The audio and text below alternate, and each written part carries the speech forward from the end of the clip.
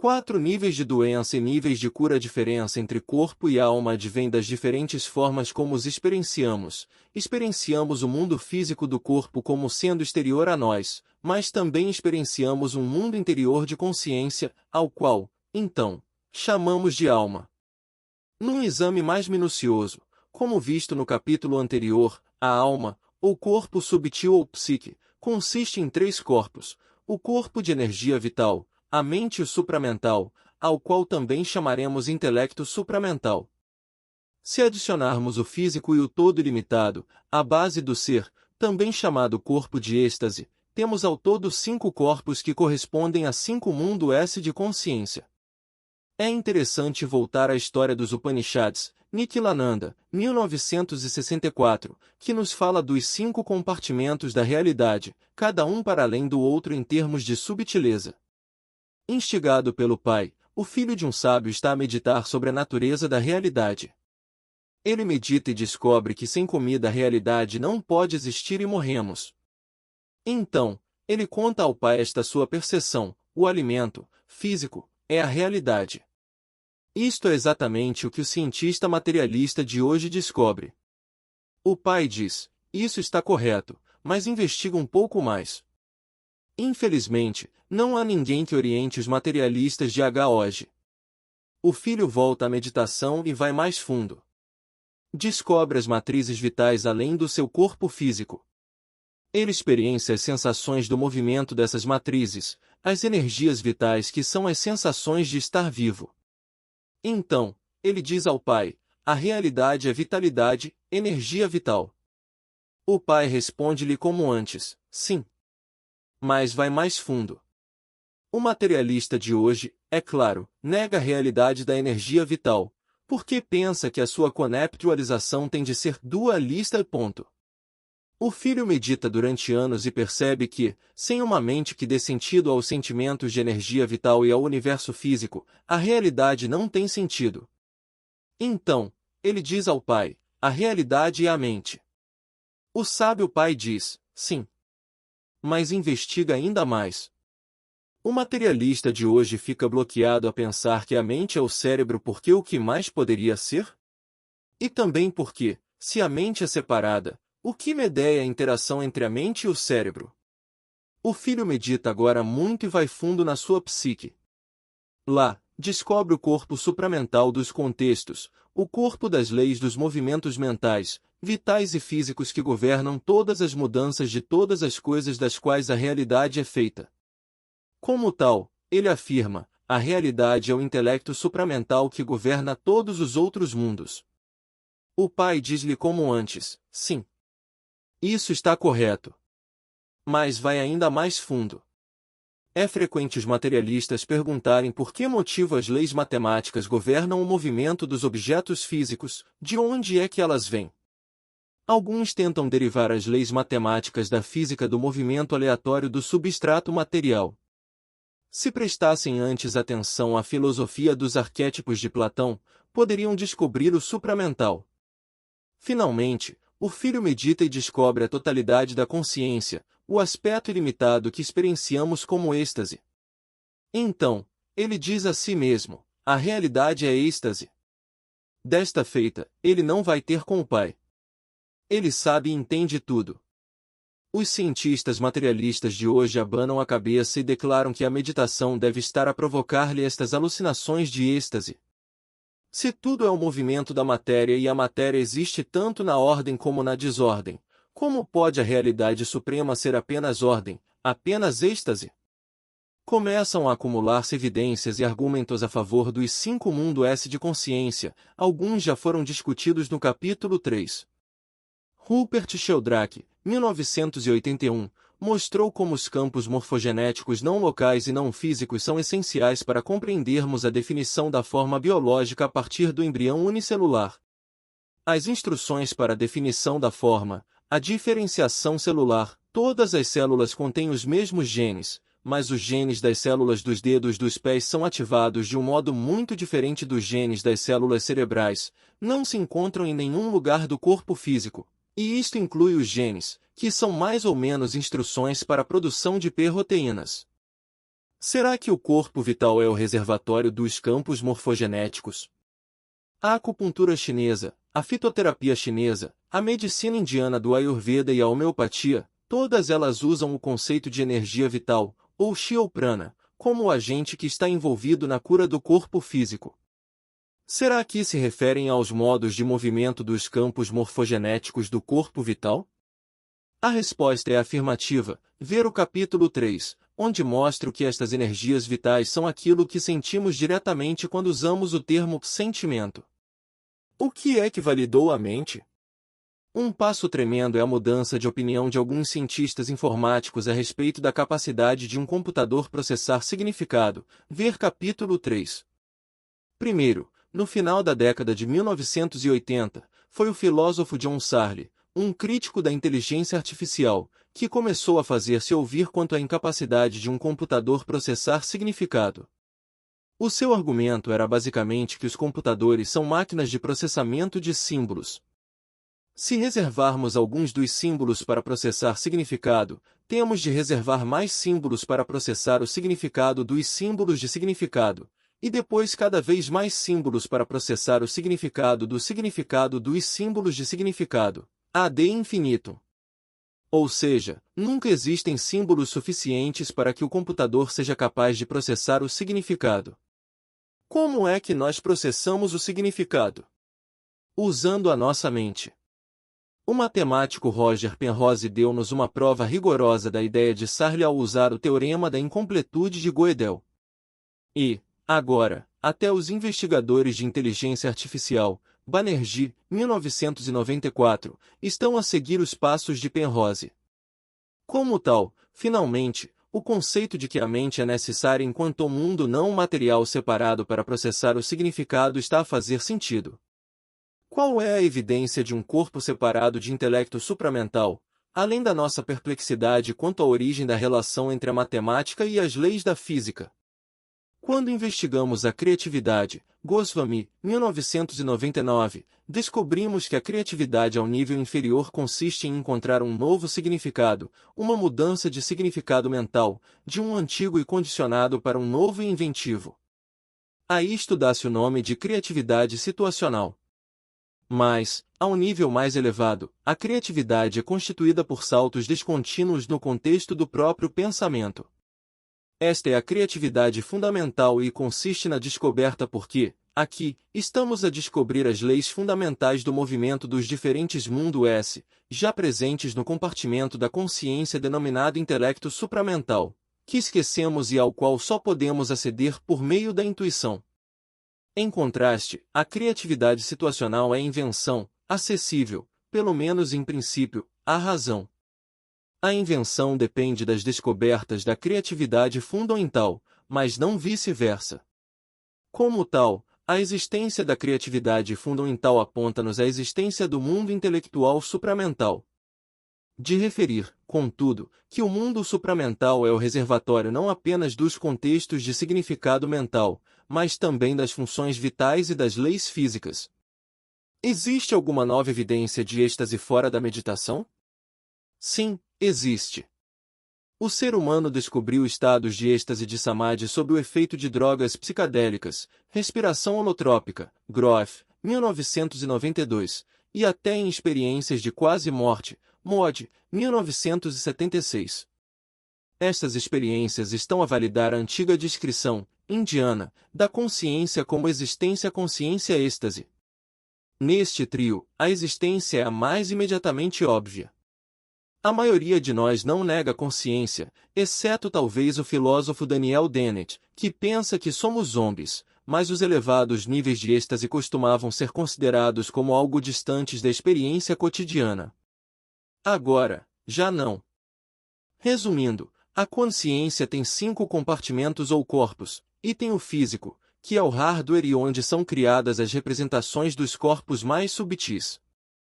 E tem o vital, que possui as matrizes de funções biológicas que são depois representadas no físico sob a forma dos diferentes órgãos. E tem o mental, que dá sentido ao vital e ao físico e do qual o cérebro cria representações. E tem o intelecto supramental, que fornece contextos para o significado mental e as funções vitais e sentimentos associados, e as leis do movimento físico. Item o corpo de êxtase, que é a base ilimitada do ser. Nesta base do ser com possibilidades ilimitadas, os outros 4 compartimentos exercem limitações progressivas. Resposta ao dualismo mais, então, e o dualismo? Já discuti esta questão no capítulo anterior, mas, em virtude da sua importância, segue-se outra exposição da mesma.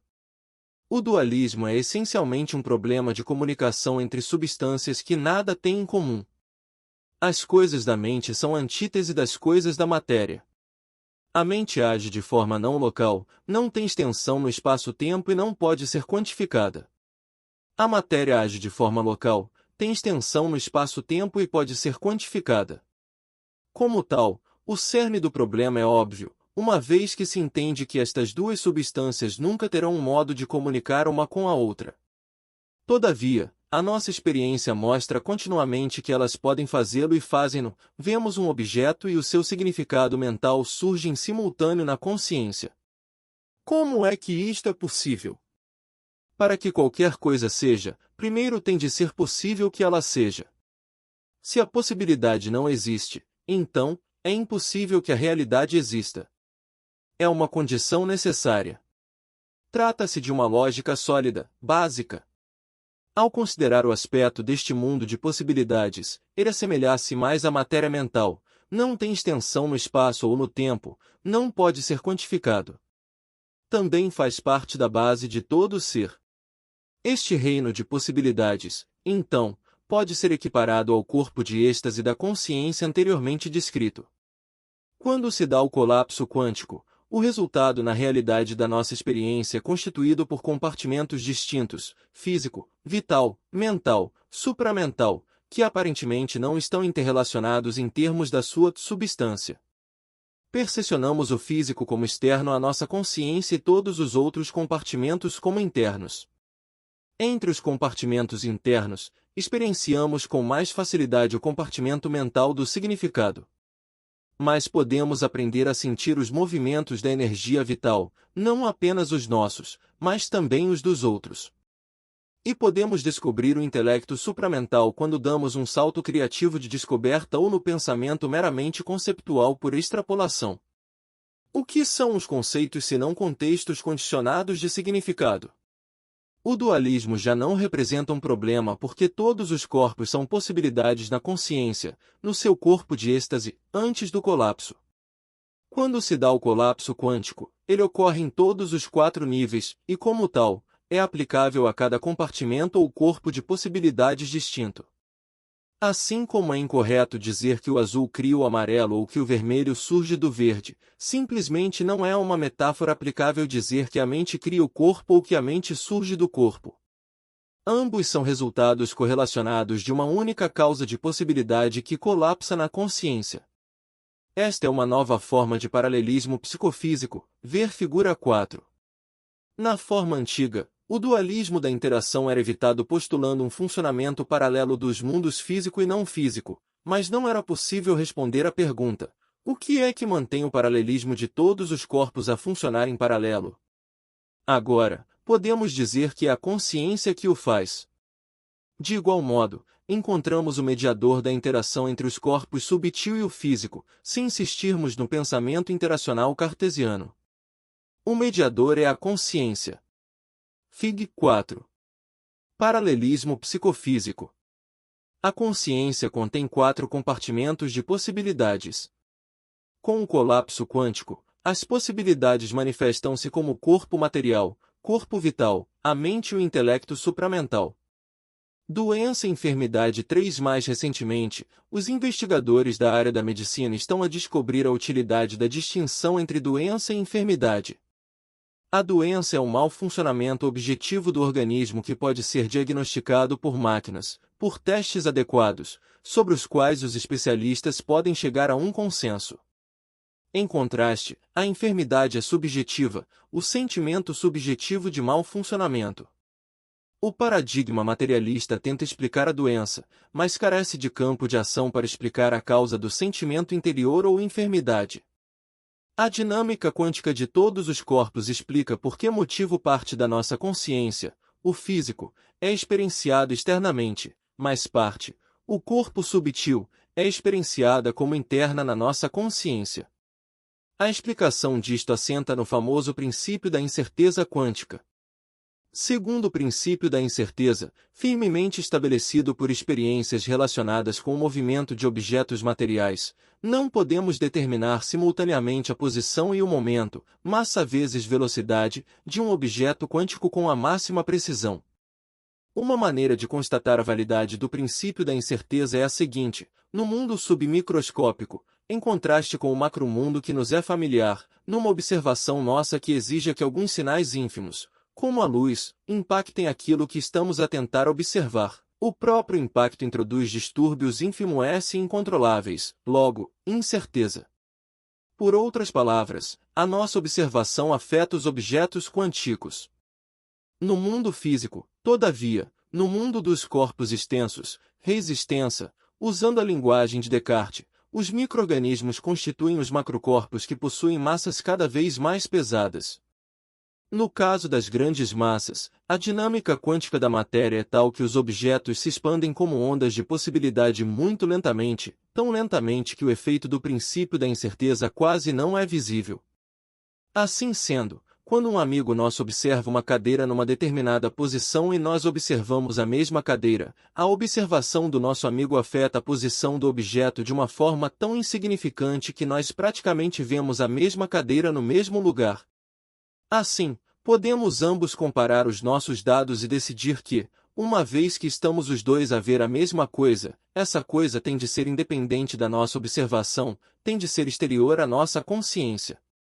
Ou seja, os dados consensuais hipnotizam-nos de modo a concluir que este macromundo da matéria é exterior a nós. Todavia, experiências com laser revelam que objetos como cadeiras se deslocam uns imperceptíveis 10-16 centímetros entre duas observações. Consideremos agora o corpo subtil. Aqui, não há corpos extensos nem uma divisão micro-macro. Temos indivisivelmente uma extensão de mundo S, oceanos infinitos, cujas ondas são experienciadas como eventos individuais. Mas agora o princípio da incerteza quântica estende-se a todas essas ondas. Como tal, a nossa observação afeta sempre o objeto no corpo subtil, pelo que outra pessoa não pode experienciar o objeto idêntico. Por causa da falta de consenso, neste caso não cometemos o erro de considerar que os objetos nos são exteriores. Experienciamo-los como privados e, portanto, facilmente concluímos que têm de ser interiores. Assim sendo, a doença pertence ao corpo físico, é externa. A enfermidade é interna, fala-nos do mau funcionamento do corpo subtil correlacionado que é experienciado simultaneamente. Se existisse uma correspondência direta entre doença e enfermidade, não haveria problema, tratar a doença trataria automaticamente a enfermidade e vice-versa. Mas, empiricamente, não existe uma correspondência direta. Podemos ter uma doença, estágios iniciais de cancro, sem que nos sintamos mal, enfermos. Ou podemos sentir-nos mal, a chamada dor psicossomática, e não existir doença física que possa ser considerada a causa. Agora, o leitor já vê por que motivo precisamos de uma medicina integrada? Criação de representações. O que é que acontece quando a consciência colapsa simultaneamente o cérebro e a mente ou o corpo vital e o corpo físico? Primeiro, o cérebro cria um mapa ou representação do significado mental, ver figura quinta. Ou, no caso do corpo físico vital, o físico cria representações dos campos morfogenéticos vitais, que por sua vez correspondem a funções vitais específicas. Estas representações são os diversos órgãos do nosso corpo físico que levam a cabo a função vital específica associada à matriz vital, ver figura 5b. Fig. 5. A. Com o colapso simultâneo correlacionado da mente e do cérebro, o cérebro cria uma representação do significado mental que é experienciado. B. Com o colapso correlacionado da matriz vital de um órgão e do corpo físico, este último cria uma representação, o órgão, da primeira num chakra. Por outras palavras, o corpo físico atua como hardware de um computador, criando representações de software dos campos morfogenéticos vitais que se diferenciam no processo denominado morfogênese, criação de forma. Do mesmo modo, o cérebro atua como hardware e cria software de significado mental. O que é que torna o corpo físico tão adequado enquanto hardware? A mesma propriedade de fixidez macroscópica que torna a consciência da matéria exterior à nossa experiência. Quando escrevemos num quadro de ardósia, criando representações dos nossos pensamentos, se as marcas de giz pudessem fugir em virtude da incerteza quântica, isto não seria conveniente, pois não? Como tal, a fixidez do mundo físico é conveniente para a criação de representações do subtil. Os níveis de doença e de cura para prosseguir, uma ideia da matemática pode ajudar-nos. Estou a falar da ideia de categorias ou tipos lógicos. Um conjunto pertence a um tipo lógico superior ao dos membros de um conjunto. Por exemplo, o leitor pense nos números primos individualmente, em seguida, pense em todos os números primos. O último é o conjunto, e os números primos individuais são os membros deste conjunto.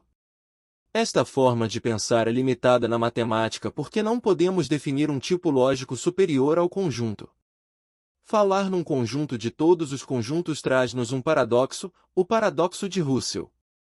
Não é necessário entrar aqui em mais pormenores da matemática, mas podemos usar a analogia com a matemática dos tipos lógicos para encontrar uma resposta para a unificação dos paradigmas médicos. Já referi que a física quântica nos concede uma janela visionária. Se olharmos por esta janela, temos de virar a nossa cosmovisão materialista às avessas. Vemos através da camuflagem da materialidade da realidade, vemos todos os componentes da nossa realidade experienciada, sensações físicas, sentimento vital, pensamento mental, intuição supramental e totalidade espiritual, como diferentes níveis através dos quais a consciência se experiencia a si mesma. Goswami, 2000. Estes níveis estão encaixados, ver figura 6. Fig. 6. Os 5 corpos da consciência. O nível físico é o mais denso, o vital uma categoria superior, o mental uma categoria ainda mais elevada, e, então, vem o supramental, que os terapeutas de cura geralmente não invocam, categorizando-o com o espiritual. Se o leitor estiver familiarizado com o pensamento platônico, poderá identificar o supramental como o domínio daquilo a que Platão chamou arquétipos. Na visão de Jung, este é o domínio ao qual acedemos por meio da intuição. E, finalmente, existe o espiritual, que é o todo, a base do ser, que não podemos experienciar na consciência dividida em sujeito-objeto. Esta imagem de 5 corpos de consciência é muito antiga. Foi descoberta na Índia como parte da literatura Vedanta, como na história referida anteriormente neste capítulo, e também na tradição judaica como parte da Cabala. Depois de vermos toda a cosmologia, a imagem do mundo, nestes termos, é como se um véu se levantasse. Vemos de imediato que os diferentes paradigmas empregados por diferentes profissionais de saúde não são mais do que uma forma de falar sobre os diferentes níveis de doença e cura.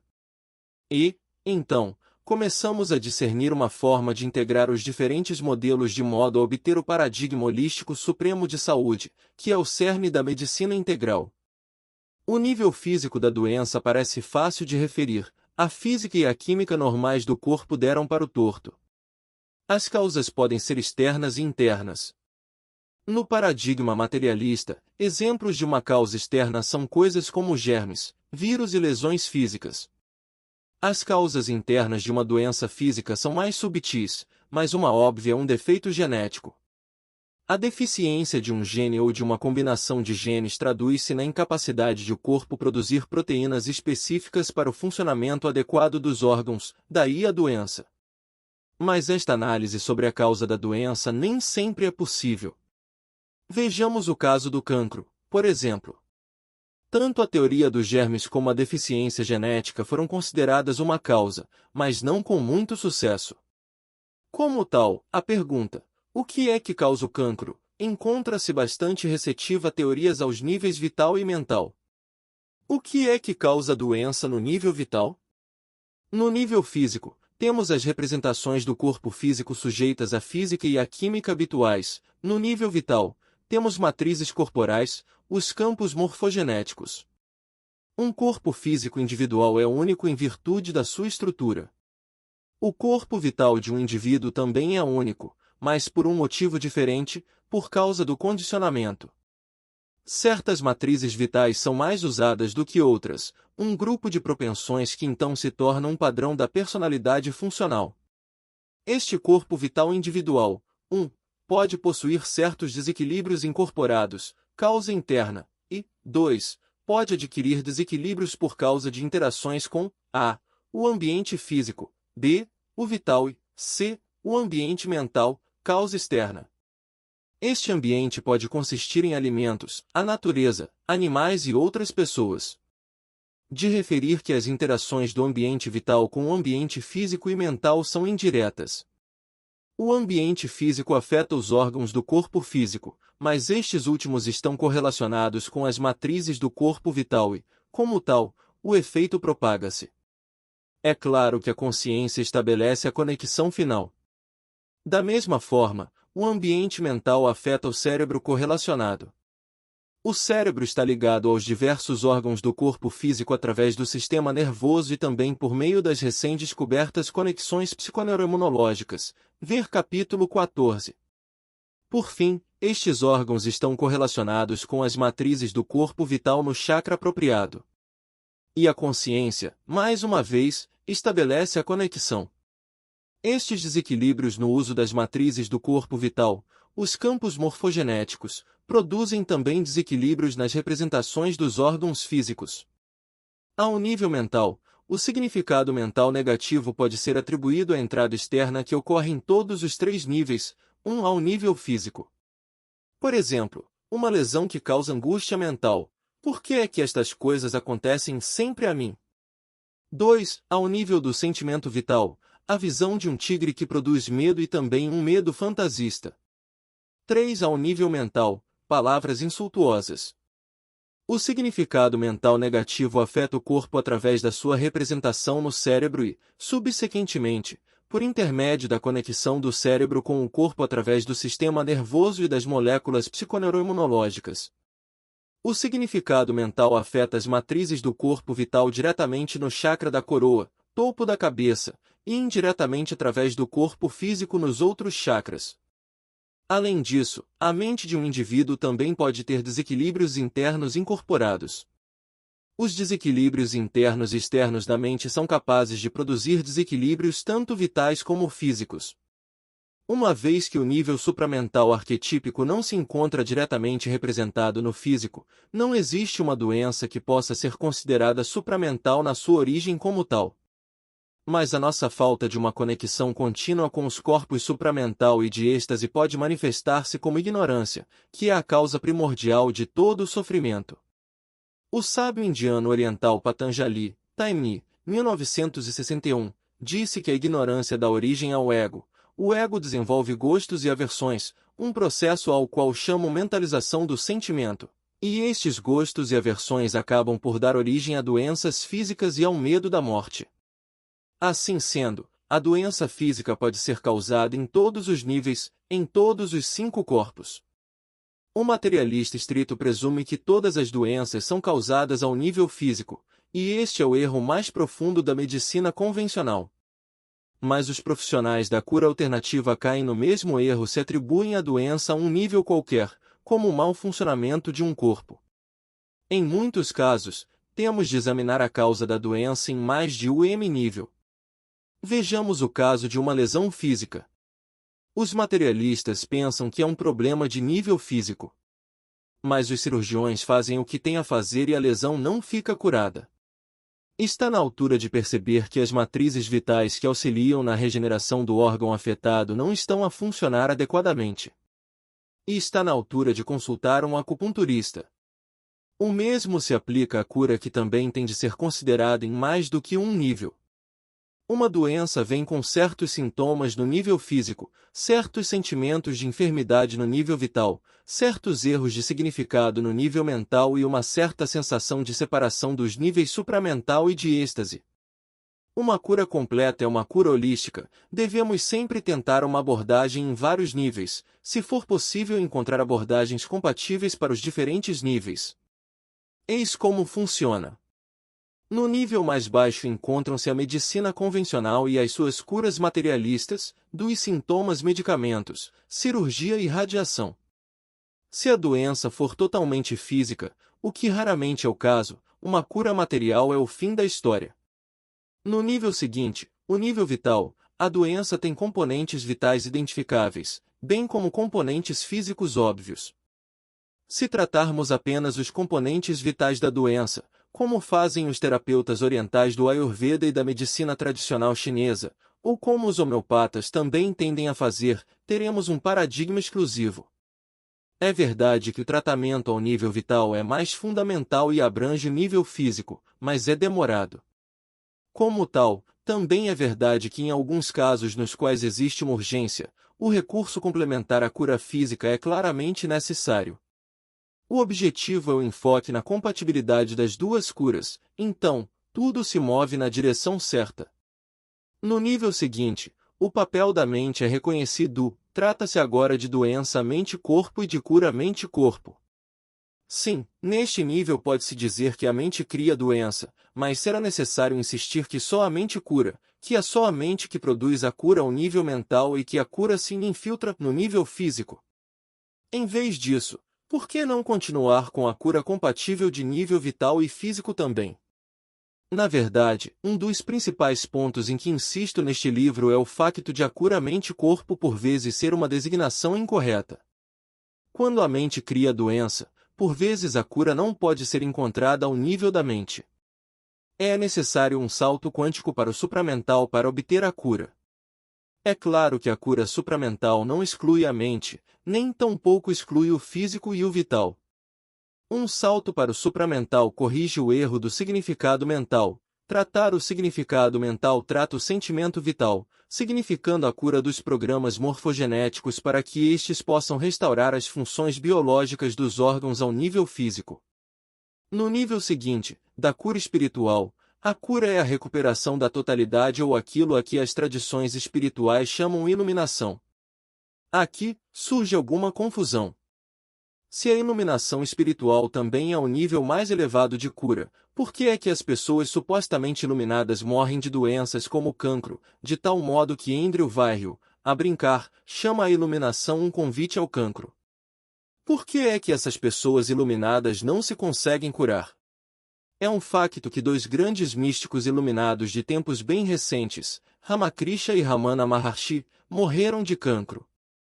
Mas a confusão dissipa-se quando reconhecemos que a descoberta da totalidade cura a mente da separação do ego. A cura do ego elimina os desequilíbrios vitais resultantes de preferências emocionais. E nenhuma preferência emocional significa nenhum medo da morte ao nível físico. Então, não existe ninguém que sofra ou receie a morte por causa da doença. Quem, então, precisa de a curar? Por outras palavras, a perspectiva iluminada pode não fazer sentido para as perspectivas de qualquer um dos níveis mais baixos. A medicina integral é ciência? Os profissionais da medicina convencional ainda podem hesitar em adotar uma medicina integral que integre a medicina alternativa e a medicina convencional. Se a medicina for generalizada de modo a envolver domínios não físicos da realidade, admitindo até que eles existem, a medicina ainda continua a ser uma ciência? A ciência depende de dados experimentais consensuais. Visto que, por definição, não podemos observar o não físico com os nossos instrumentos físicos, como é que podemos construir uma ciência consensual? A resposta a este tipo de preocupação não é difícil. Os nossos corpos não físicos individualizados, o vital e o mental, não são suscetíveis a medições físicas diretas, é verdade, mas têm efeitos correlacionados no físico que se encontram disponíveis para experimentação laboratorial. Além disso, nós, enquanto seres conscientes, somos capazes de sentir, pensar e intuir diretamente. Estas são as nossas conexões diretas ao vital, ao mental e ao supramental, respectivamente.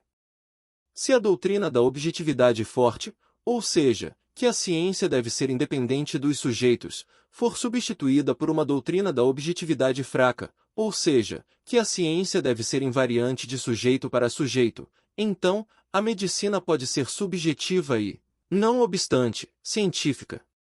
O convencionalista ainda pode hesitar. Suponhamos que os chamados dados anômalos da medicina alternativa, cura mente-corpo, controlo da dor com acupuntura, doshas ayurvédicos, curas homeopáticas sem medicina física, cura espontânea, cura através da oração realizada à distância, são todos reais, mas as suas explicações não físicas são deficientes e desnecessárias.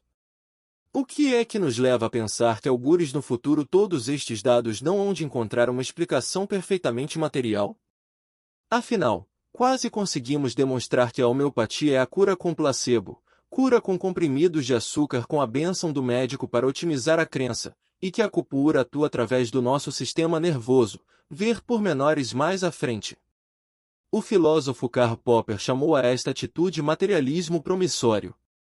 O materialismo promissório consiste em promessas vãs que os materialistas fazem para resolver um problema paradoxal ou uma anomalia em algum dia, no futuro com a ajuda de ideias materialistas adicionais que o futuro há de trazer. Durante décadas, os materialistas promissórios tentaram substituir a mente por nada mais do que o cérebro, mas ninguém conseguiu construir um computador capaz de processar significado. Nenhum biólogo conseguiu provar que a fonte dos programas de morfogênese se encontra nos genes ou no citoplasma. Levontin, 2000. Ninguém consegue explicar a criatividade sem assumir saltos quânticos para o supramental. Goswami, 1999. E ninguém encontrou uma explicação materialista para a divisão sujeito-objeto da percepção consciente. Assim sendo, estes corpos não físicos de consciência estão para ficar e podemos, já agora, usá-los para resolver as anomalias da ciência e da medicina convencionais. O dilema do materialista recorda-me uma história. Uma mulher vai a uma loja de roupa e quer comprar 50 metros de tecido para um vestido de noiva. O lojista fica espantado. A senhora não precisa de tanto tecido, insiste ele. O senhor não está a entender, diz a nossa heroína, o meu noivo acredita no materialismo promissório. Ele gosta de investigar, não de encontrar. Para resumir, os seguintes pontos compõem o modus operandi da medicina integral. A medicina integral baseia-se no paradigma de que a maioria das doenças ocorre simultaneamente em mais do que um dos 5 corpos de consciência, físico, vital, mental, supramental e espiritual. Todavia, a doença pode ter origem num nível e disseminar-se para outros. O objetivo da medicina integral não consiste em tratar as doenças ao visar um nível, o material, como na alopatia, mas sim em visar, se necessário, todos os movimentos de todos os 5 corpos de consciência enquanto campo de cura.